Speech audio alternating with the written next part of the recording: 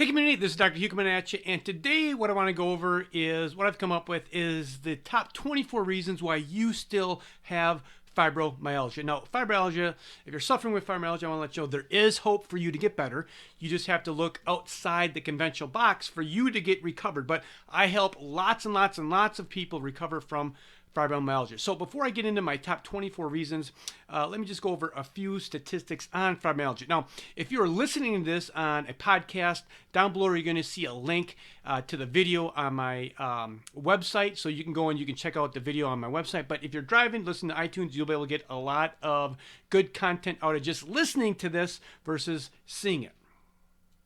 So before I get into the solutions, I want to go over a couple things that Mayo Clinic says about fibromyalgia. So if you just Google fibromyalgia, this is what they say. So fibromyalgia is widespread muscle pain and tenderness. Now, what I think about this is I think fibromyalgia, quote, the diagnosis is one of the biggest jokes and scams that's occurred in the United States. Now, before you get offended by that, let me explain that. What I mean by that is, just per the definition, fibromyalgia means that you're in pain. Like, you already knew that you were in pain going to the doctor, and then in the conventional system, they say, wow, you have fibromyalgia.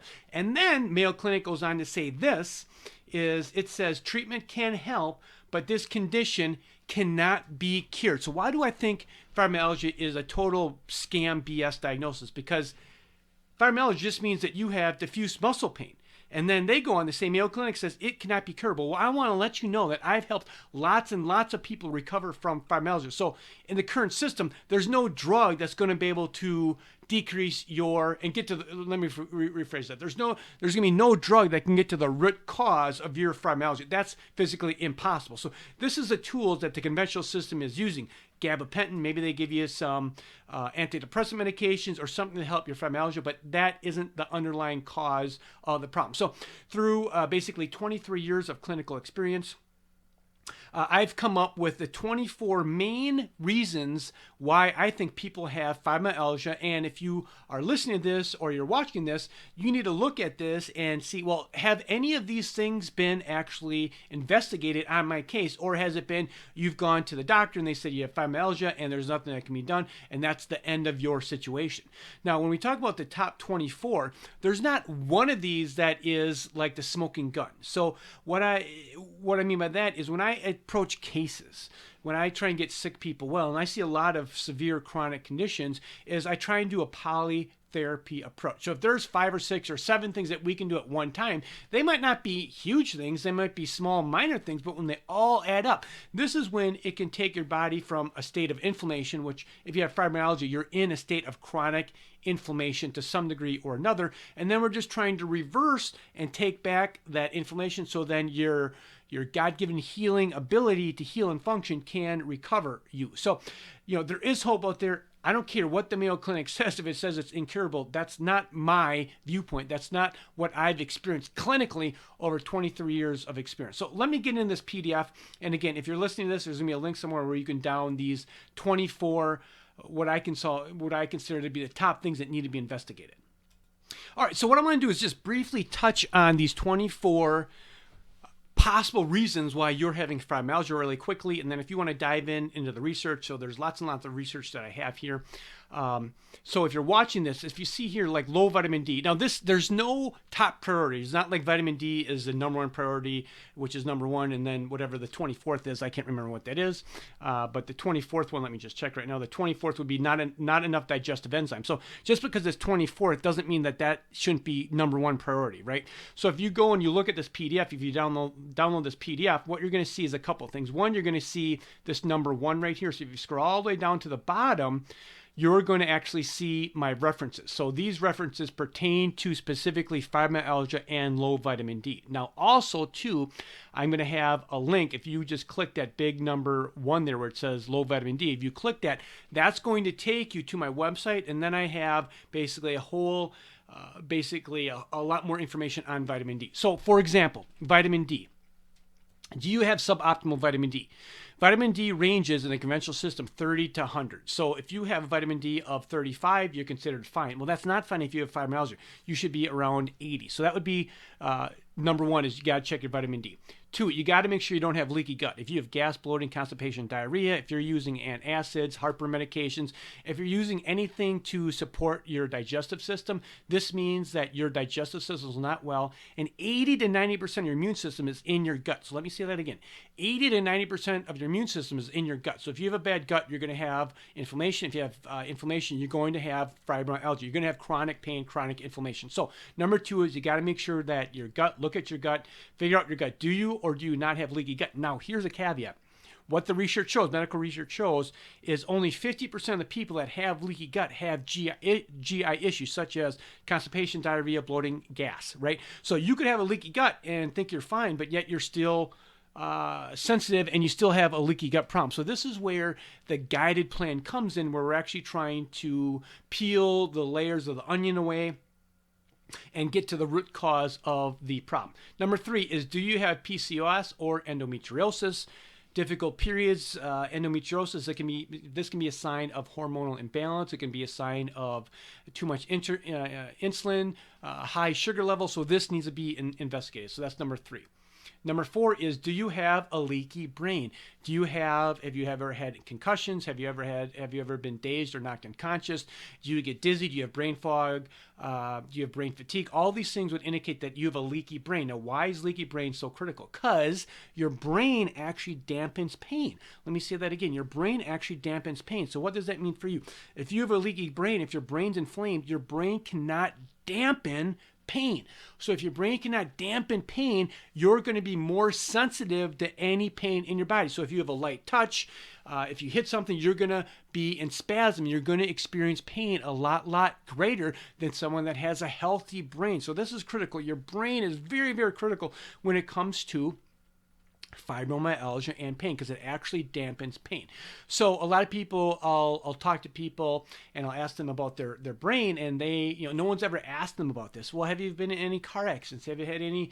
Have you been knocked unconscious? Have you just had like your bell rung? Did you see spots? Like, it doesn't have to be like you get in this massive car accident, you hit the windshield and you're knocked out. That's really not what we're talking about. It could be simple as maybe you played soccer and you took a lot of headers, right? It could be that maybe you played football and you were in sports and that you had micro traumas on your brain. It could be that you fell on the ice sometime and hit your head on the ice. It could be that you were surfing and somehow you got some kind of trauma and hit your head and caused a leaky brain. Now, when it comes to trauma on your brain, that can be accumulative. Just because you didn't have any symptoms per se when you were 20 and now you're 55, that doesn't mean that trauma on your brain isn't catching up to you now when you're 55.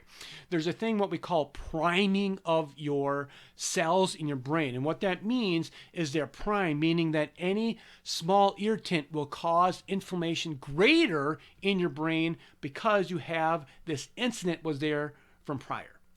Number four is antibiotics. I see a lot of people that were hurt by antibiotics, specifically a certain class called fluoroquinolones. But antibiotics basically destroy your gut, they destroy your blood-brain barrier. And when this occurs, this is going to cause global chronic inflammation in your body. So you have to look at your history. Have you had a history of chronic antibiotics? This will make your body more susceptible to inflammation and pain. Number six here is you want to try what I call an autoimmune paleo diet. Now, what the heck is this? There's lots of different diets out there, and I don't think one diet should be recommended for everybody. Like, you need to do a trial and error. Now, over 23 or actually 24 years of clinical experience, I have found that when people have fibromyalgia, they have some kind of food sensitivities. It's the gluten, it's dairy, it's soy, it's eggs, could be anything.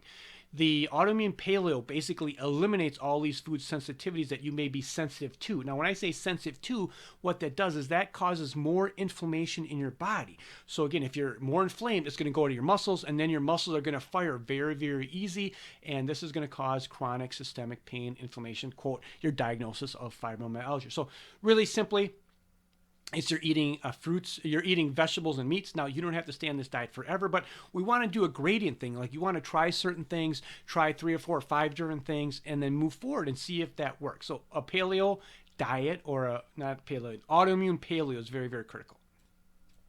Number 7 here is anemia. Now, what I find clinically is, one, that the proper blood work isn't being done to investigate to see if you have anemia. There's a lot more markers that need to be ran. One is ferritin.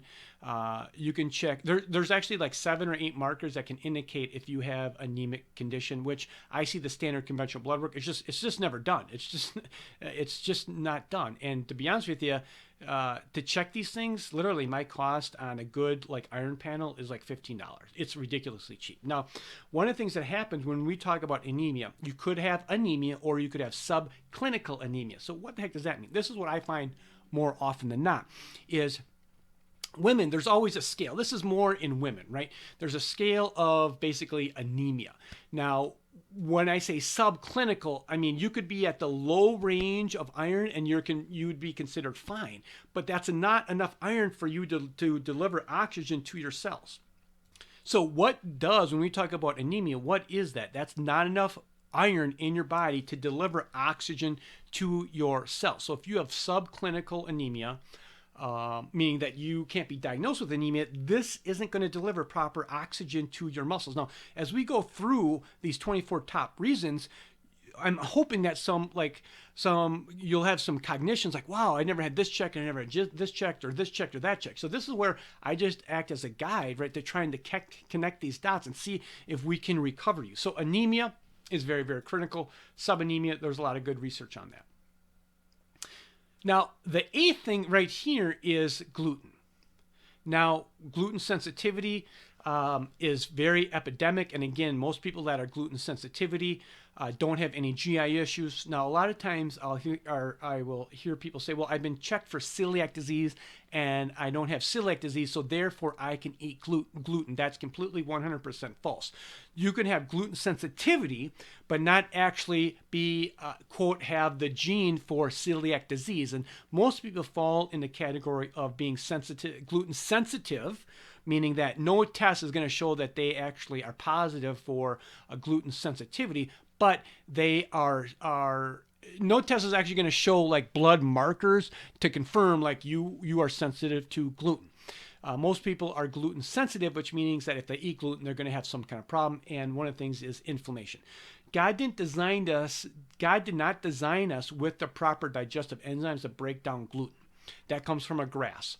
What animal eats grass? Which is cows. And cows have 4 stomachs. 4 stomachs. Human beings have 1. So cows have the digestive enzymes to break down these enzymes, break down the grass so you can absorb gluten. So that could be a possibility.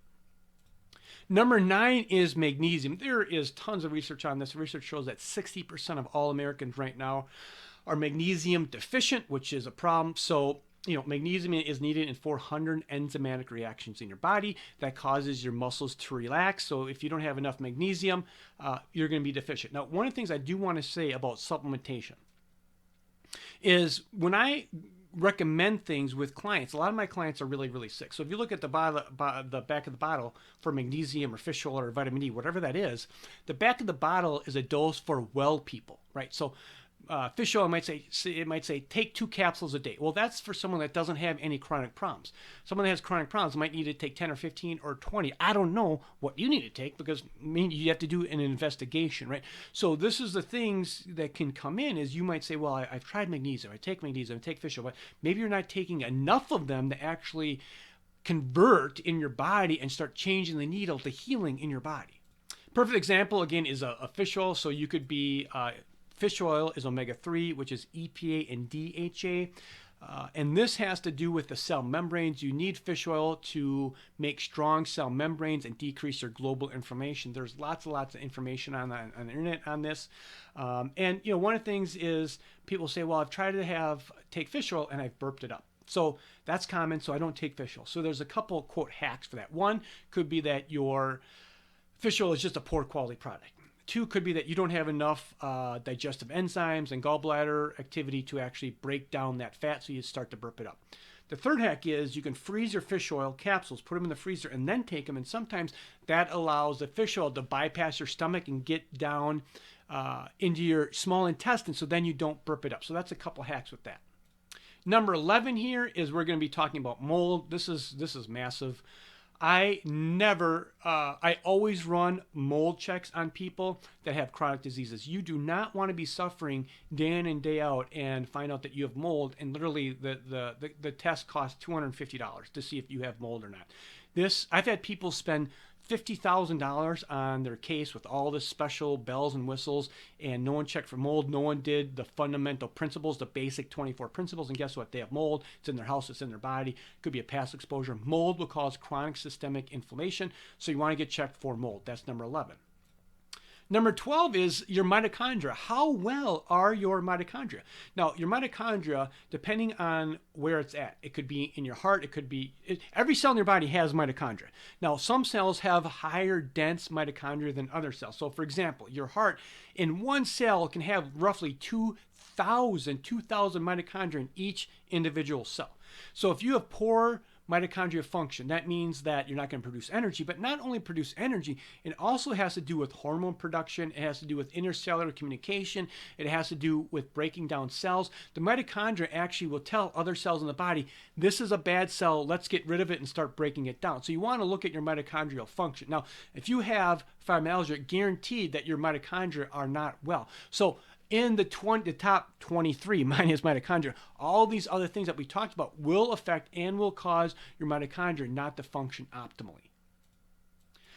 Number 13 is H. pylori. So H. pylori is a nasty, nasty bug, and that can burrow into your gut, and it can cause autoimmune disease. There's lots and lots of research on that, so I always do a H. pylori test. Now, I had a client come in and they said, well, they tested me H. pylori through blood. You want to get a stool sample. Stool sample is the way to go. Like, is H. pylori in your stools? Because if it's in your stools, that tells you that it's an active infection. If it's in your blood, you're just checking like an autobody and not an antibody response, which is completely different.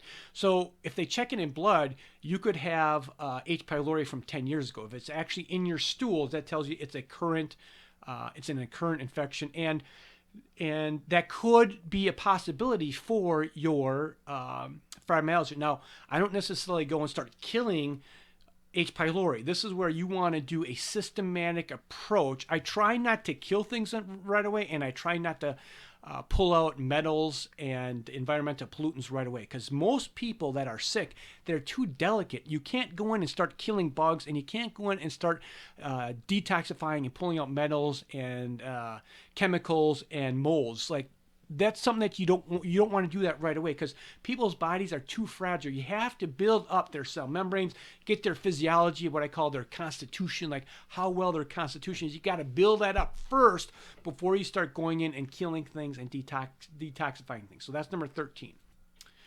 Number 14 here is blood sugar problems. You could have blood sugar spikes, or you can have blood sugar hypoglycemia. So your spikes can go either way, and anytime that you have increased spikes, that's going to cause inflammation, and then generally what happens is then you'll crash, and then your blood sugar will start to go down. So this is a very significant blood pattern, a glucose pattern, and I've developed a very simple protocol where you can buy a glucose meter on Amazon for $30, and within basically 5 or 6 days, you'll actually know, is this a problem or isn't it? This is the thing that you want to rule out. Like, what's the low-hanging fruit? What really costs minimum to find out if you have a problem? You can buy this glucose meter. The whole protocol is on my website somewhere if you go look at it, or schedule a call. And we want to figure out, are you having blood sugar dysregulations? Are you having high spikes? And are you having low spikes? So number 14 on the PDF is just blood sugar problems, either high or low. This can cause massive amounts of pain. Now, number 15 right here is actually hypoglycemia. And why I want to specifically count this out is a lot of women that I deal with will have hypoglycemia. So their blood sugar will drop below 80. Anything below 80 really gets to be an issue. And if it's dropping below 80, that's still within the lab range, but it's not in the functional range. Now, you need a good supply of glucose to feed your muscles. And if you don't have a good supply of glucose to fuel your muscles, you're going to possibly have fibromyalgia. So that's number 15. Number 16 here is autoimmune disease. Autoimmune disease is rampant in the United States. people just don't know how to test it. In the conventional system, the testing in my opinion is not complete at all. There's some more advanced testing that will very specifically see, do you have antibodies against your muscles? Do you have antibodies which will cause inflammation in your nervous system to attack them? Do you have antibodies against your connective tissue? If you have antibodies and your immune system is actively attacking your connective tissue, you're going to have pain. So then if you have an autoimmune disease, that puts you in a whole nother realm of, now you have an autoimmune disease, and maybe your autoimmune disease is contributing to your fibromyalgia by attacking that. So 80% of all women, 80% of all people diagnosed with autoimmune disease are women. Now, just to give you a quick statistic, is in this country, we spend about $50 billion on cancer, where autoimmune diseases, we spend about $100 billion. So the devastation from autoimmune disease on a dollar amount is almost double that of cancer. So this is really, really significant. Number 17 is hormone dysregulation. Anytime that I work up a case, I always like to do basic hormones, DHEA, pregnenolone. You can test testosterone, estrogen, progesterone. So you want to do some basic evaluation on hormones to see, are your hormones really whacked? And you're going to know if your hormones are whacked. Now, clinically, what I see here is when people are inflamed, when they have all these other things, like maybe you have mold, maybe you have anemia, maybe you have low blood pressure, which I'll be getting to this will cause your hormones to be imbalanced. So when you look at these 24 different things, you really need to see clinically, like, if you have a bunch of these things, which ones do you want to start to address first? This is where clinically, where this is very, very significant. Which ones do you want to address first here? So this is where you need to take more of a strategic game plan. Like if someone comes in and they have hormone dysregulation and they have low DHEA and they have low pregnenolone, which are all really important hormones to have, but yet they have like hypoglycemia, and then they have hyperglycemia, too much sugar, or maybe they have anemic problems. Like, I'm going to try and figure out that physiology and just see if the God-given hormones will start to normalize after we normalize these things here. Next things are oxalates. There's lots of research on oxalates, but these are in foods that contain high oxalate foods, which would be like broccoli and spinach and celery juice. You can Google this, but these are small little crystals that will actually be put into your muscles, in your system, and cause pain, like kidney stones. Like, these are oxalates, right? So oxalates are definitely, for sure, can be contributing to your problem and to your chronic fibromyalgia condition. Number 19 here is we have iron overload. Now, I do not want to emphasize this one, because clinically I see this a lot of times, is people actually have too much iron. Now, too much iron is a bad thing. So not enough iron and too much iron is a bad thing. And too much iron is always 100% missed in the conventional system. I can't tell you how many cases I've helped reverse strictly because I've done the proper blood work and their ferritin is higher than what it should be. And ferritin is an iron storage. So just imagine it's how much iron your organs are storing. This is a critical part. So if your iron stored too much iron, they're going to rust. Just like if you put your bike outside and it starts to rain, it's going to start to rust. This is what happens to your organs, is they're going to start to rust and cause oxidative stress and cause lots and lots of damage. And in fact, I just had a client here who was about, 76 years old or so. And, she's had chronic pain her whole entire life. She's had chronic UTIs her whole entire life. And what happened is we did the blood work and she has high ferritin. So her body's rusting, so this is going to cause pain, and bacteria, bugs love to eat ferritin for snacks, for dinner, so they actually feed on iron. So if you have high iron, this is going to cause your body to be in a state of chronic inflammation. Number 20 here is low blood pressure. This is really common for women. I don't like to see blood pressure less than 105 or 75, and I have clients who will say, yeah, my blood pressure is 100 over 70. This is way, way, way too low. And why is that a problem? Because blood pressure pushes fuel deep into your tissues. This is the critical part. It pushes fuel deep into your tissues so then they can get the oxygen. So, for example, let's say that you have subclinical anemia, you have low blood pressure, low vitamin D, low magnesium, and you have mild mold. Boom, bingo, right there. What's going to happen if we start to correct these things? You are going to get better. If those things are out and they're not addressed, and then they're addressed, the God-given healing ability will be able to get you well, because your body needs these things, right? God designed your body to have these things in a proper order, proper levels. Number 21 here is poor sleep. This is critical. I've come up with a protocol for sleeping on my website. If you just type in sleeping like a baby, but we want to get you sleeping. If you're not sleeping, you're never going to get better. You're never going to recover. So if someone's not sleeping, this is one thing that I'll try and work on right away. And there's a lot of things that can cause poor sleep. Maybe you have a hypoglycemic incident at night and that wakes you up. Maybe you don't have enough magnesium to relax you. Maybe you should try and take some Epsom salt baths at night. So there's lots of things that can be done to help your poor sleep. But again, poor sleep on its own is not the holy grail. You got to do a multitude of different things. Number 22 here is low white blood cell count. So generally, white blood cell count is 3.5 to 10. Now, when I see white blood cell count in like starting to get like 3.9, 3.5, or anything less than lab range, that tells me that your immune system is really, really run down. And your immune system is working overtime, and it just doesn't have the oomph, because your white blood cell is your military, right? So that's the thing that's going to go around and take care of bacterias and viruses. And if that's weak, those viruses and bacteria, they can propagate in your body.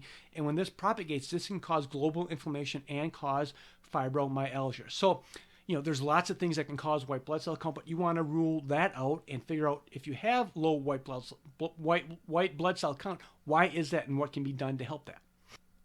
Number 23 here is autoimmune disease against your thyroid. You definitely want to rule out any autoimmune disease, specifically against your thyroid. Research shows is that people that have hypothyroid conditions, here's another clinical gem. If you're already diagnosed with a thyroid condition, the research shows that 90% of people that are diagnosed with hypothyroidism have an autoimmune disease called Hashimoto's disease. So let me say that again. Is 90% of cases that have been diagnosed with hypothyroidism, 90% of them are autoimmune disease, and that name for that disease, if you have autoimmune disease against your thyroid, is called Hashimoto's disease. So you want to rule this out. Do you have an autoimmune disease against your thyroid or not? Do you have subclinical thyroid condition, right? So you might not have hypothyroidism, but your lab markers aren't very well. They don't look very pretty on lab, but maybe that's because you have poor vitamin D, poor magnesium, poor. Maybe you have mold in your body. Maybe you have poor blood sugar. Maybe you have low blood pressure. So you can see how this is start to accumulate. And the big picture, once you start to get this big picture, you can really start to reverse cases around. Now, 24, the last one is digestive enzymes. You're going to need digestive enzymes to break down food. And what I find clinically is if you have a gut problem, that needs to be fixed. If you have a gut problem, you probably don't have enough, you're probably not producing enough hydrochloric acid or producing enough digestive enzymes. Now, I never start with digestive enzymes, and I never start with what I call hydrochloric acid either. I always start with cleaning up the diet, because you could be sensitive to wheat, soy, dairy, eggs, and that affect your gut, so your gut doesn't produce enough hydrochloric acid. Your gut produces hydrochloric acid, and that goes in your small intestine, and then that hydrochloric acid tells the duodenum to produce, or that tells the pancreas to start producing digestive enzymes, and that tells your gallbladder to start producing fats. So a lot of these things will start in the stomach, and that will cause problems downstream north of the stomach. So digestive enzymes is definitely a thing that you'd want to consider. Consider in your case if you have fibromyalgia or chronic pain. So that's the top 24. Thank you if you've listened to this entirety of this. If you like this, please like, comment, and share this with a loved one. People need to know this information. There's way too much suffering out there in the world right now, especially when it comes to chronic diseases. And there's not enough love, caring in the system. You know, I want you to be well. When clients come to me, they are cared for, and we dig down into the case and figure out what's happening for you to get well. So I thank you for listening to this whole thing. And remember, is where there's help, there's hope. Take care. Bye-bye.